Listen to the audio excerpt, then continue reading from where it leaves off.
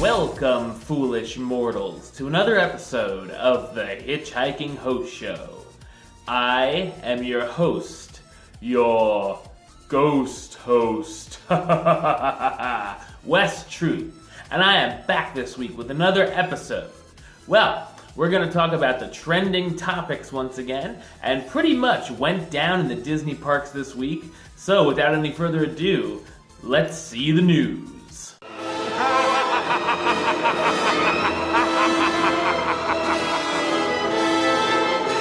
Alright, so this week we had a huge debut at the Magic Kingdom because Happily Ever After made its debut. That's right, but also this week at the Magic Kingdom we saw the end of an era as Wish's Fireworks had its final performance on May 11th.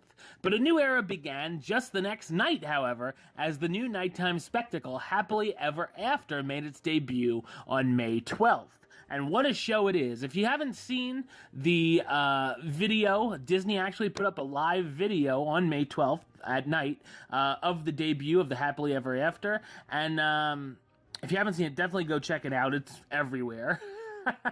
Everywhere online, you can find it. I'm going to give you a little description of what the show is like, and I'll give you my thoughts.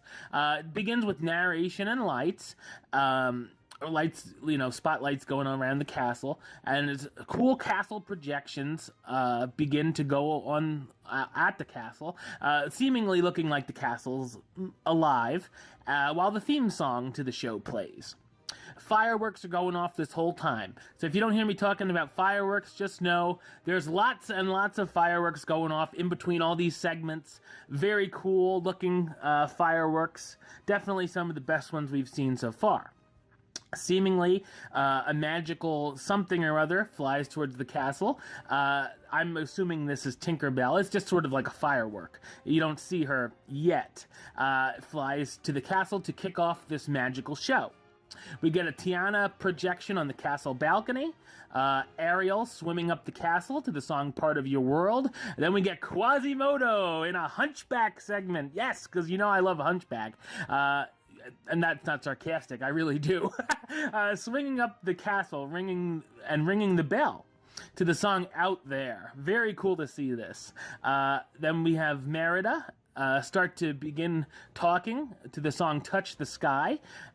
With her, if you could change your fate, would ya? No, she doesn't say that, but I just love to say that. I love that line. So I just keep saying, I'll be shooting for my own hand.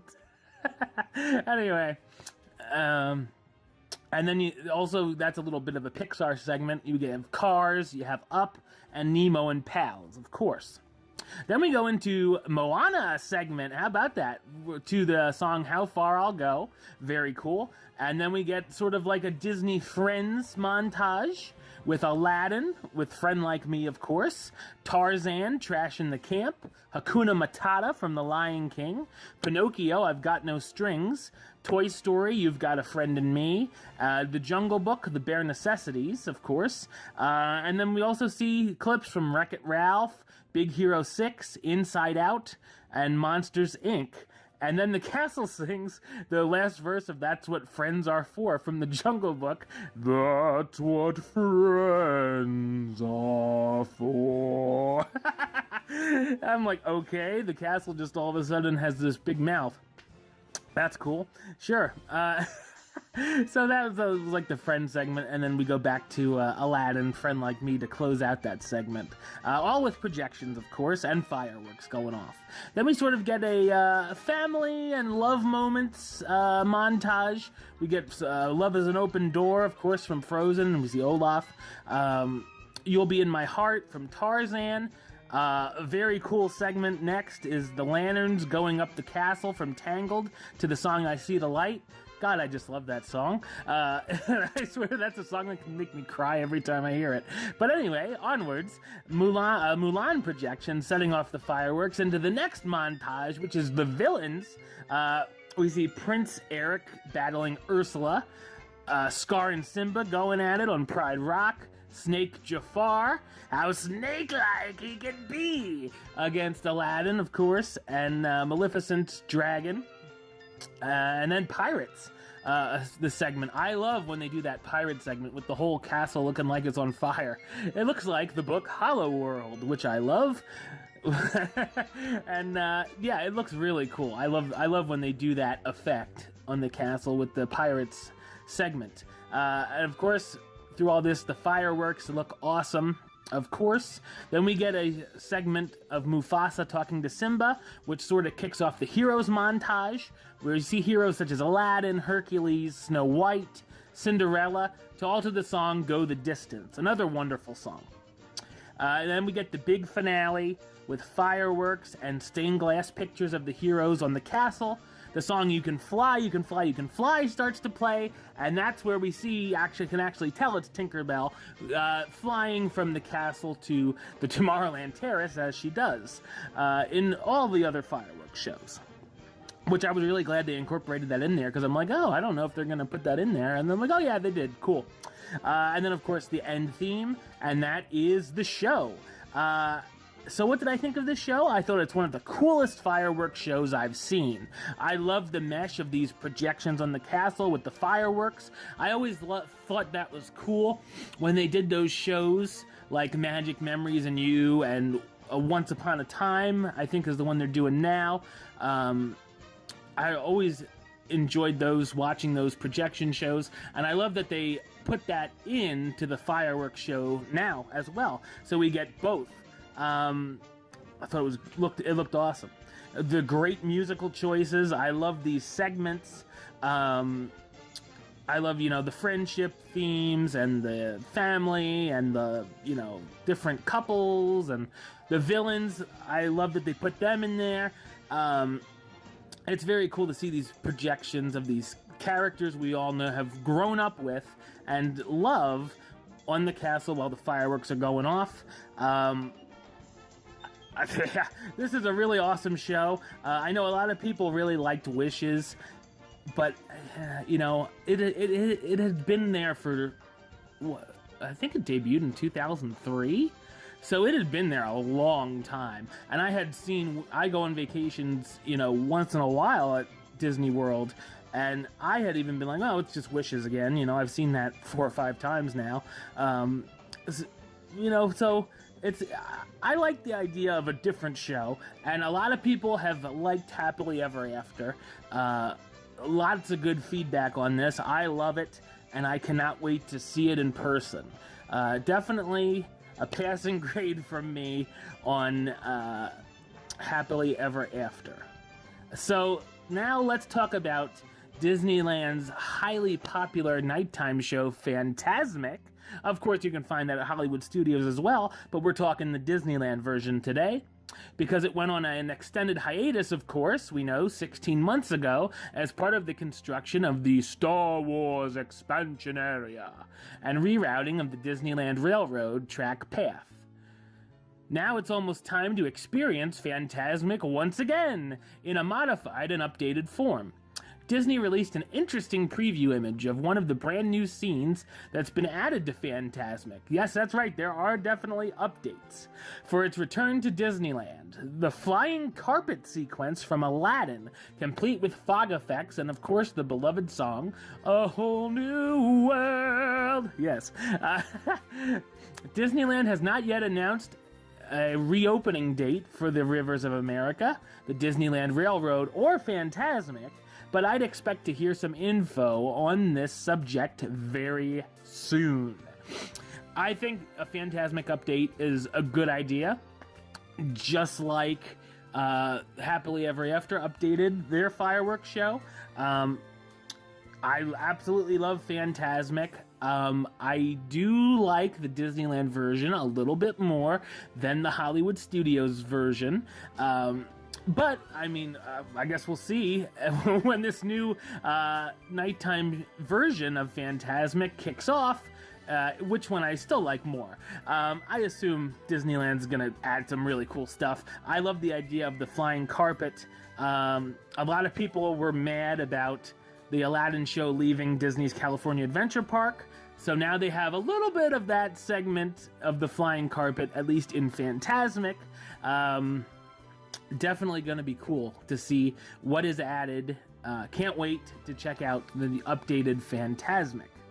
Also over in the Disneyland Resort, with an update on the upcoming Summer of Heroes event at Disneyland, the resort has revealed that the Guardians of the Galaxy Awesome Dance-Off and Character Encounter will incorporate the massive adult Groot from the first Guardians of the Galaxy movie, and not the baby Groot from Guardians of the Galaxy Volume 2 that you can meet and greet over at Disney's Hollywood Studios.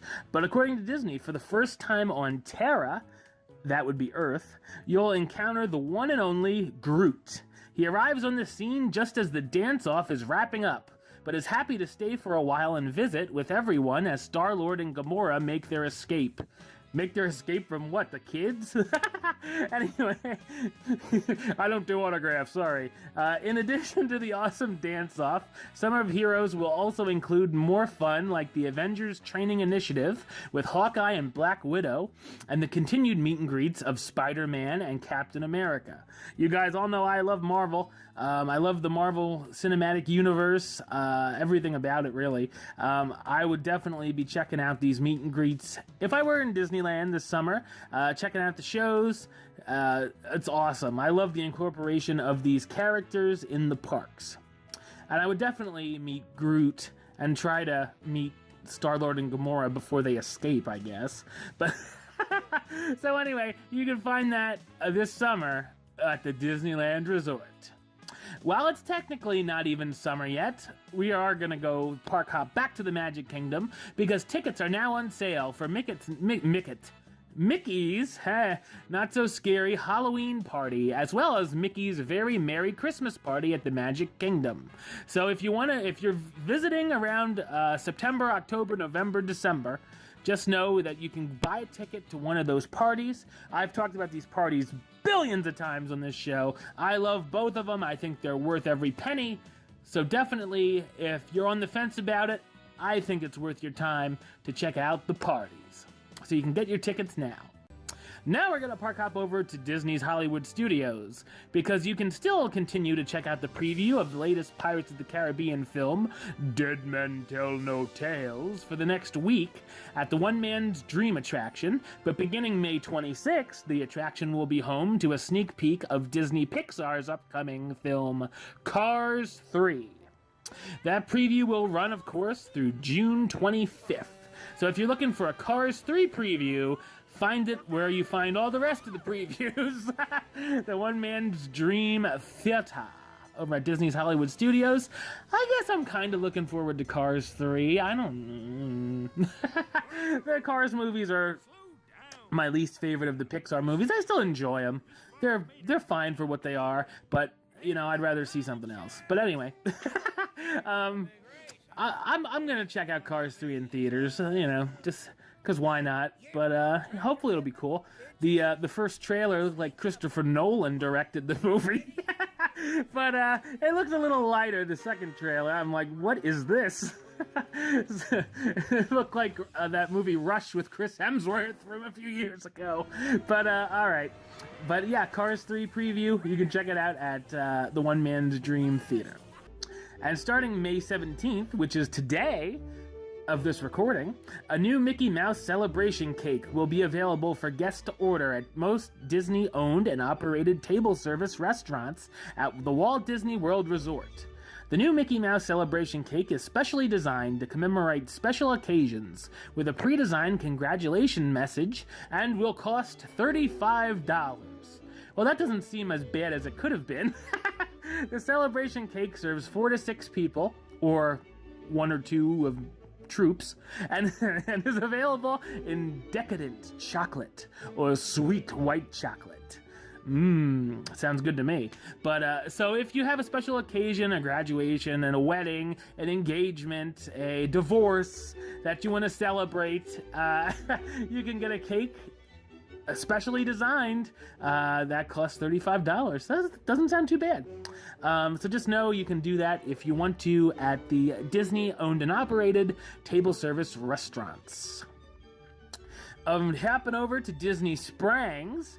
The D-Living Home Goods store recently shed its Beauty and the Beast theme and has now transformed into a summer paradise, with beach towels, garden decorations, and even a Star Wars grill now for sale inside the specialty location. Decorations around the store now include bright floral displays, topiaries, oh I love my topiaries, and moving butterflies. So you can check that out over at the Disney Springs. And of course, this week, Disney announced a new Avatar-themed deal that offers big discounts for guests planning a trip this summer to the Walt Disney World Resort.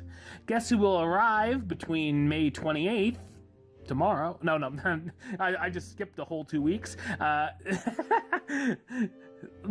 in the next few weeks, and August 31st, 2017, are now eligible to save up to 25% on rooms at select Walt Disney World Resort hotels when they book. So if you're looking for a getaway this summer, sometime before August 31st, know you could save 25% on select hotels.